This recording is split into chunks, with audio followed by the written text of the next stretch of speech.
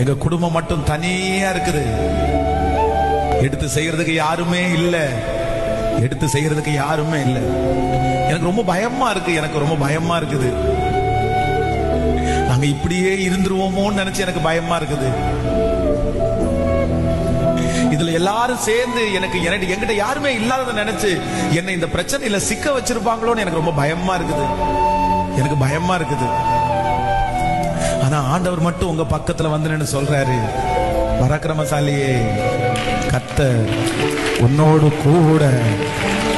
பராக்கிரமசாலியே, பராக்கிரமசாலியே, கர்த்தர் உங்களை பார்த்துதான் சொல்றாரு. கர்த்தர் உங்களோடு கூட இருக்கிறார். கர்த்தர் உங்களோட கூட இருக்கிறார்.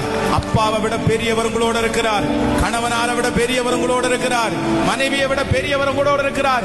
சொந்தக்காரங்களை விட பெரியவர் உங்களோட இருக்கிறார். நம்புறவங்க கைகளை தட்டி ஆமோதிச்சு, கூட பிறந்த யாருமே அங்கூட இல்ல, சொந்தம் இல்ல, கர்த்தர் இருக்கிறார்.